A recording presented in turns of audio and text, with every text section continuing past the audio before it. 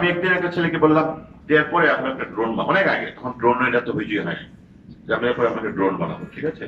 তো ছেলেটা বললো ঠিক আছে। তার কয়েকদিন পরে আমাদের ইয়ে থেকে, বাংলা বিবিসি থেকে একজন ফোন করলেন আমাকে, স্যার আমরা শুনলাম আপনাকে ড্রোন বানাচ্ছে। আমি আপনার আকাশ থেকে বলছি, আপনি কেমনি করে জানেন? ওরা পত্রিকায় এসছে, পত্রিকায় এসছে। তাই বললাম যে হ্যাঁ আমরা চিন্তা করছি, কিছু বলতে হবে।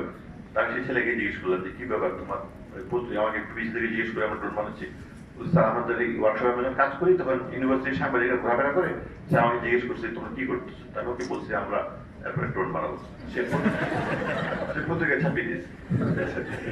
তো এখন আমি উদ্বেগ করেছি, তো আমি আমার নিজের পকেট থেকে তাকে কিছু টাকা দিলাম, বলে একটা ড্রোন বানাবো, প্রেস্টিজ নেই টানাটানি। তারপরে ড্রোন তৈরি করে, কিচ্ছু জানে না ড্রোন সম্পর্কে, ড্রোন বানানটাও জানে না, ঠিক আছে? তারপরে ড্রোন তৈরি করে সেই ড্রোন আকাশের না উঠে নিচে ডাইভ মারে, আকাশে তিনবার চারবার পারবে একটা না পরে শেষ পর্যন্ত সাকসেসফুলি একটা ড্রোন তৈরি করলো, যেটা নাকি মানে আকাশে উঠতে পারে।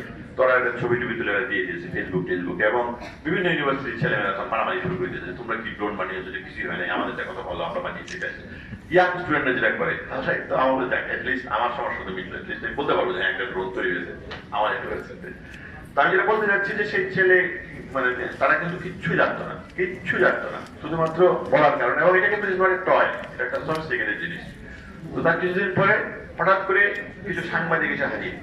তারা এসে আমাকে বললো যে স্যার মানে আজকাল বড় বড় যে টেলিভিশন ক্যামেরা নিয়ে সব চ্যানেলগুলি যে ঘোরাঘুরি করে, আমাদের সিলেটও মানে সারা বাংলাদেশে আছে আজকাল টেলিভিশনটা খুবই যন্ত্রণার মতন, যেখানে ক্যামেরা নিয়ে সাংবাদিকরা ঘুরছে।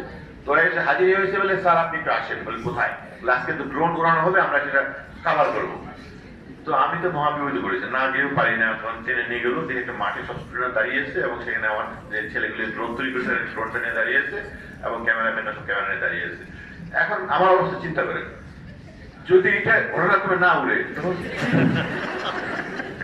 কি পরিমাণ দেখি।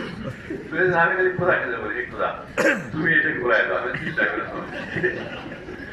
তো খোদা আমার প্রতি একটু মায়া আছে, আমি যখন খুব বেশি বিপদে পড়ি খোদা আমাকে রক্ষা করেন। এর আগের বার যখন চরম বিপদে পড়েছিলাম, সেটা ছিল একই দিনে একই জায়গায় তিনটা ভিন্ন ভিন্ন জায়গাতে প্রধান অতিথি কবুল করে রাখা, তিনটা জায়গায়। তা 4-5 দিন আগে হঠাৎ করে আমার খেয়াল হয়েছে সর্বনাশ, একই দিনে একই সময় তিনটা জায়গায় বলে রাখছে যে আমি এখানে প্রধান অতিথি হয়ে যাবো। এইরকম বিপদে খুব কম মানুষ পড়ে যায়, তখন আমার কিচ্ছু করার নাই, শুধু খোদা গেছে খোদা আমাকে রক্ষা করো, খোদা রক্ষা করো। খোদা আমাকে রক্ষা করেছিল, এবং সেটা এমনই একটি চমৎকার উপায় যেটা আপনারা শুনলে অবাক হয়ে যাবে, কারণ ওই দিন হরতাল হয়ে গেল।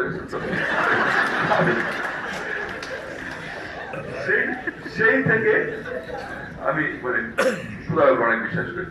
যাই হোক, সেখানে গেল, আসলে সেই ড্রোনটা উড়লো, এবং আকাশে উড়লো ড্রোনটা, এবং সাংবাদিকদের সাথে ছবি তুললো, এবং সেটা পত্রিকায় আসলো, এবং সব জায়গায় গেল। এবং সন্ধ্যাবেলা এয়ারফোর্স থেকে একটা সার্কুলার হলো যে কেউ আকাশে ড্রোন ওড়াতে পারবে না, কারণ আকাশ হচ্ছে গিয়ে এয়ারফোর্সের দখলে।